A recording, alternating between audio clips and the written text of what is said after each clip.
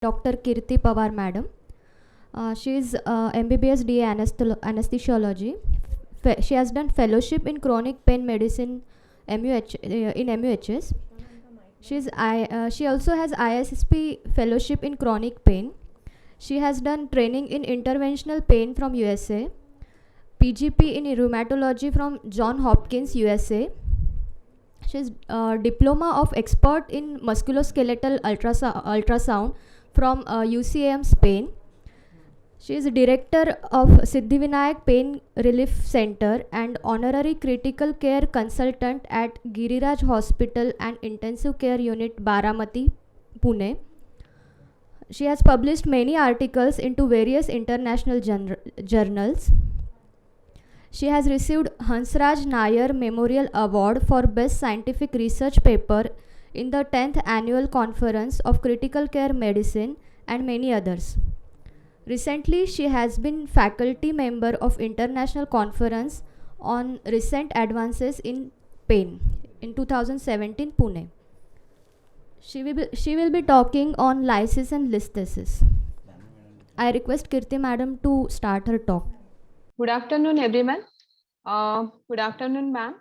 I'm very much privileged, and first of all, I would like to acknowledge my gratitude and thanks towards our beloved Lakshmi Vas madam. And I'm very happy being a family member of Ashirvad Pain Relief Center. And I did my fellowship in Ashirvad in 2016, and it was a great experience for me. And today I'm going to talk on the listhesis and lysis. So we are talking about the spondylolysis, and there is a defect or the stress fracture in the pars interarticularis of the vertebral arch. And here are the pictures of pars interarticularis, spondylolysis and spondylolisthesis. In vast majority of cases, it occurs in L5 vertebra and it rarely occurs in cervical vertebra. And what is spondylolisthesis? Listhesis means slippage. It is the displacement of one spinal vertebra compared to another.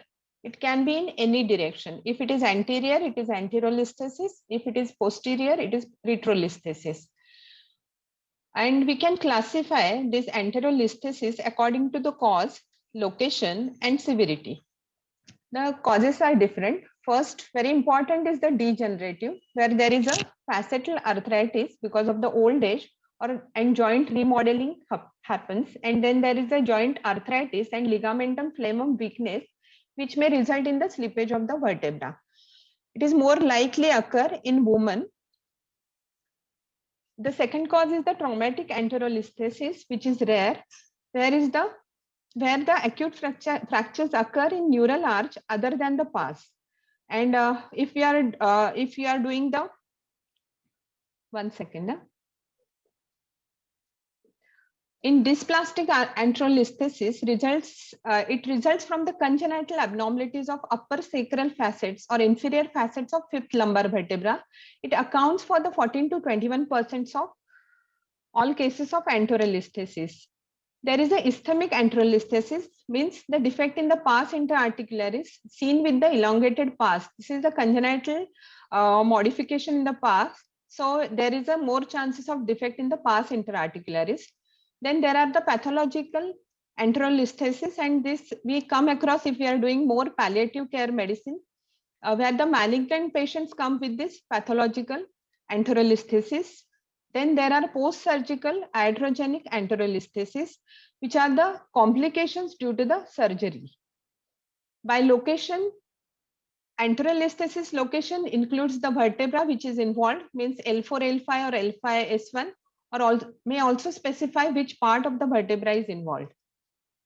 Ischemic anterolisthesis is where there is defect in the pars interarticularis, and this is the most common form of spondylolisthesis, which is called as spondylolytic spondylolisthesis.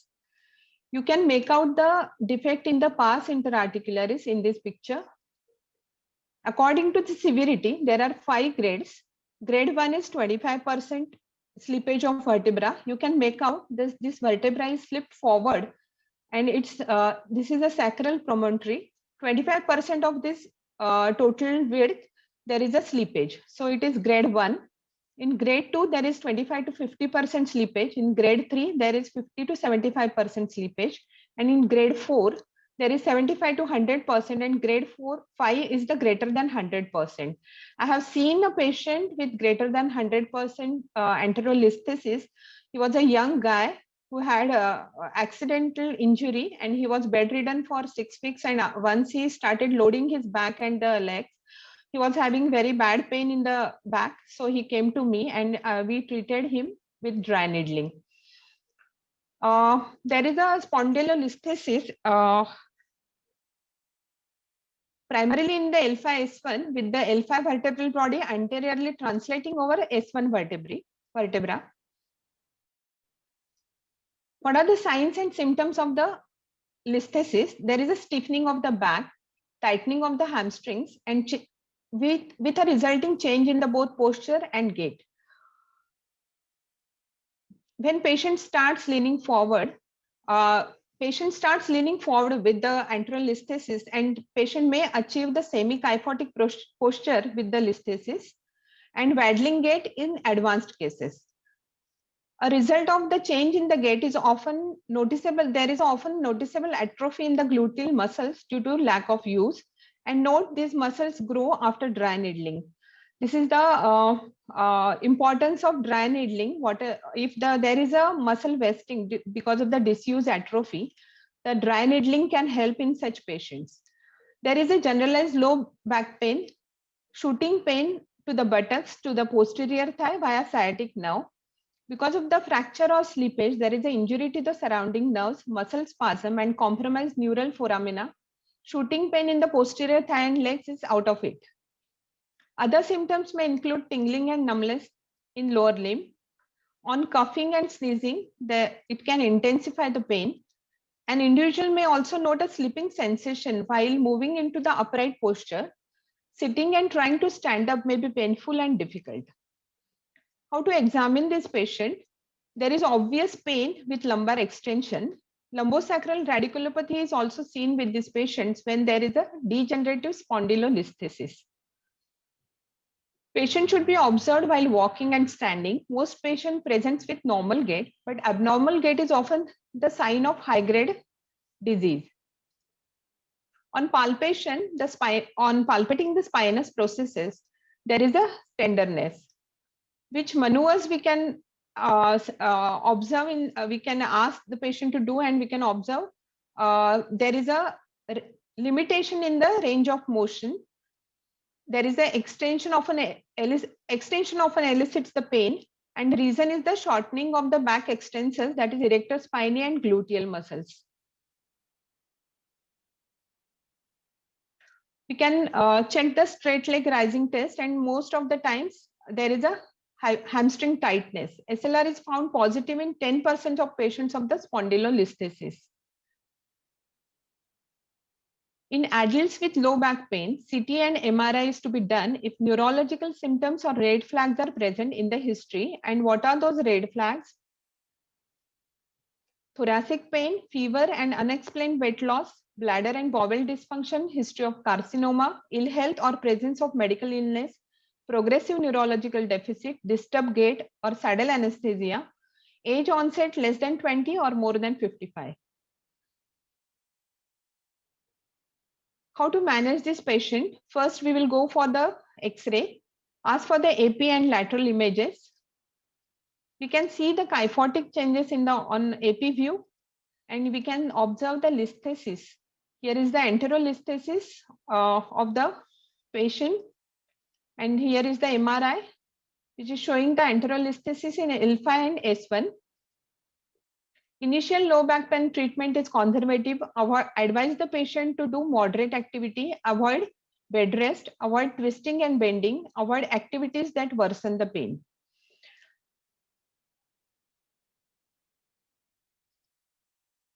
We can give them intermittent bracing, aerobic exercise, pharmacological interventions can help.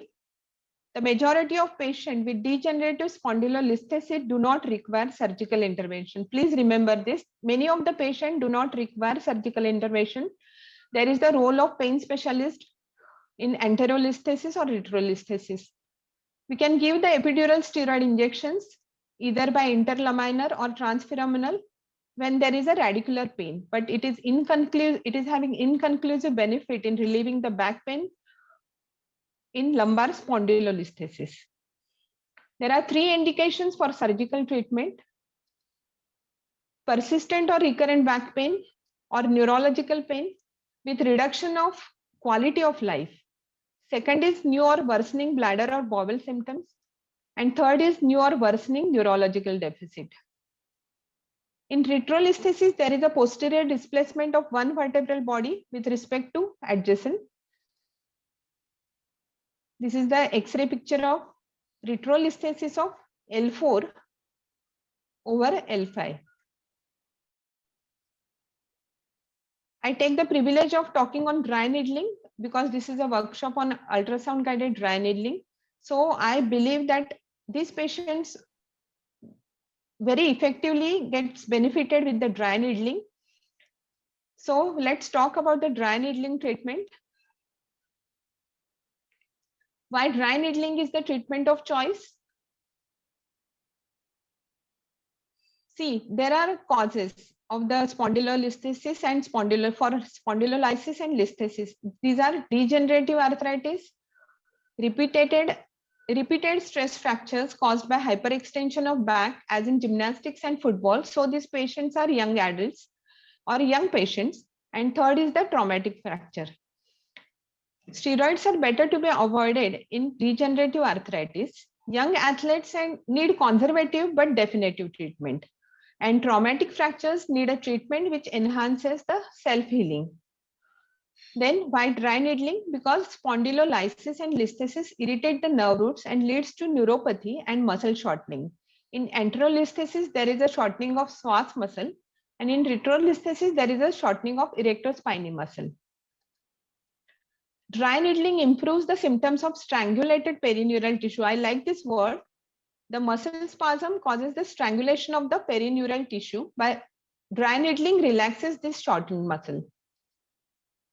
Primary muscles involved in lysis and listhesis are multifida and rotatories, erectospinae, spinalis longissimus and iliocostalis lumborum, quadratus lumborum, and psoas muscle.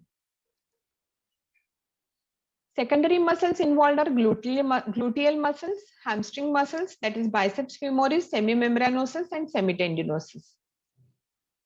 Let's see how to do the dry needling with blind technique and with ultrasound guided dry needling.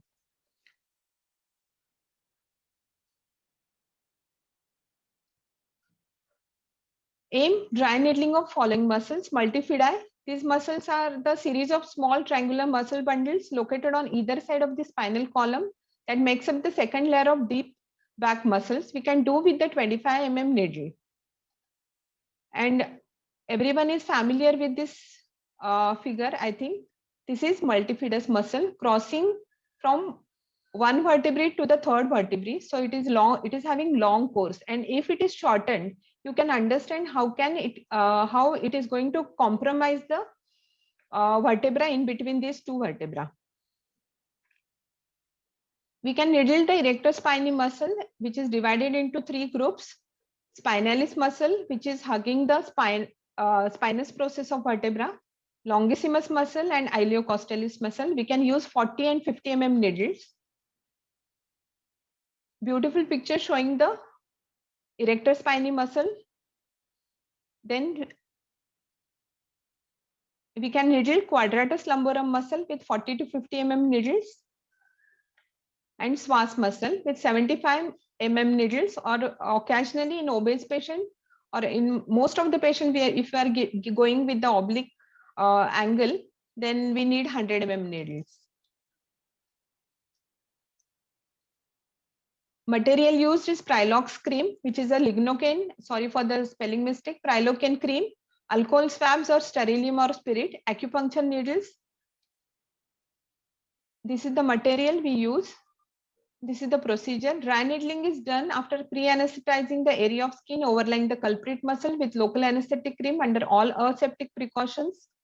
32 gauge, 40, 50, 60, 75 millimeter acupuncture needles are to be used according to the depth of the muscles in the respective areas and predetermined by ultrasonography guidance and or surface anatomical orientation. Needles are usually kept in situ for 30 minutes and then removed slowly. Area is then cleaned with alcohol-based solution. Dry needling sessions can be done once or twice a week, but can be spread out to 2 weeks to allow time between treatments for the body to heal itself. This is grade 1 enterolisthesis. This is how the needling is to be done.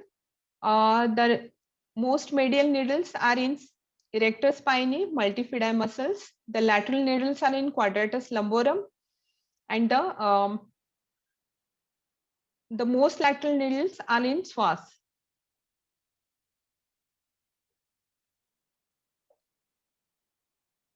Ultrasound guided dry needling we can do with the 9 to 15 megahertz linear array probe. We can do imaging in short axis or long axis. This is the anatomical orientation. See where is the spinalis, where is the multifidus, where is longissimus, where is iliocostalis, where is quadratus lumborum, and here it is the psoas. But remember this, in shortened muscles, we cannot see this ideal image on ultrasound. When muscles are contracted, this image is taken in actually pediatric patient where we can differentiate between different muscles very easily. Here is the spinalis muscle. This is multifidus. Here is the longissimus. Here is the iliocostalis, quadratus lumborum, and whole bulk of psoas muscle. Transverse process is here. What are the advantages of USG dry needling? This is more scientific, more precision we can achieve. Structural understanding of diseased muscles, compression neuropathy we can observe, depth measurement, less injury to vessels, identification of coexisting pathologies, and it is real time. We can note twitch, flickers. It is cost effective as compared to CT guided or MRI guided any procedure. Shortcomings need specialized training of sonoanatomy and difficulty in availing the USG machine. Adjuvant treatments for listhesis and lysis, correct B12, calcium, vitamin D and vitamin E deficiencies. Go with the NSAIDs, use muscle relaxants along with the NSAIDs. I would like to talk on the oral curcumin with bioperin. It works effectively as an anti-inflammatory, antioxidant nutraceutical. The COX-2 inhibitor and curcumin is the most rational combination for chronic pain, can be continued for 1 to 3 months in degenerative spine disease with very good results. We can use the Caesars quadrangularis for bone healing in stress fractures which are causing enterolisthesis, that is the tablet bone heal. I would like to mention one paper on effect of ultrasound guided hydro release of the multifidus muscle on acute low back pain, where they have put the 7 cc of saline in multifidus muscle to release these contractures in multifida. And I think we are doing the better job than one single saline injection. Dry needling achieves better than this.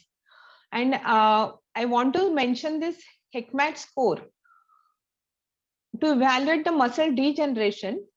This is grade 1 muscle degeneration. They are saying the normal muscle, grade 1 is the normal. Grade 2 is the increased muscle echogenicity with normal bone reflection. In grade 3, there is an increased muscle echogenicity with reduced bone reflection, and grade 4, markedly increased muscle echogenicity with loss of bone reflection. They have shown this in grade 1, grade 2, grade 3, and grade 4.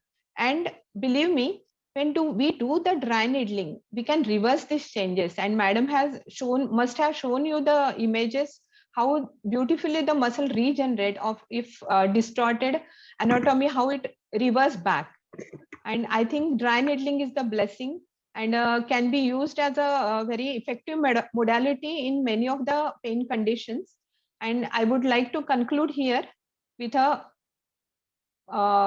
saying that dry needling is the most effective tool to bring back someone's $1 million smile. Thank you very much.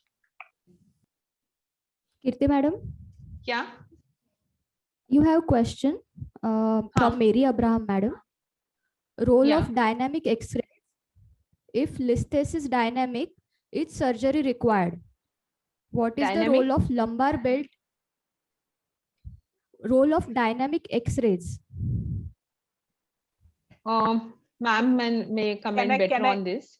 Can I talk? Just telling you that supposing on flexion extension is a mobile listhesis, and in such patients, can we tell them that we'll do dry needling and our thing, or do you think that these patients need to be referred to the surgeon? They should be given the surgical option also. That is my question. That if it is a mobile listhesis, then do we, without, is it okay to go ahead with it, or do we first refer the patient to a surgeon? And if they're not willing for surgery, it depends on the, I think it depends on the pathology of that fracture. And also on the grade if of it the is metastasis, pardon, and grade, obviously. Yeah. If No, it but is a 100, should it be our first duty to tell them that you have a mobile listhesis, you may need to consult a surgeon? Is that required, or can we go ahead with our dry needling and whatever therapies that we are offering? What I feel, though I told you that that guy came to me with 100% listhesis. The surgeon was not willing to touch that patient, and he came with the pain. I did the dry needling, and he had considerable improvement in the pain. If it is obvious a surgical patient needs surgery, he has to take a call. And if we till then we can give dry needling to the patient, and it really helps when there is a release of the muscle contracture, means or constricted muscle is released, there is a possibility of self healing to the fractured part, and we can give that option to the patient, I think. And if is ready for the surgery, let him go for the surgery. Yes, that's what I mean.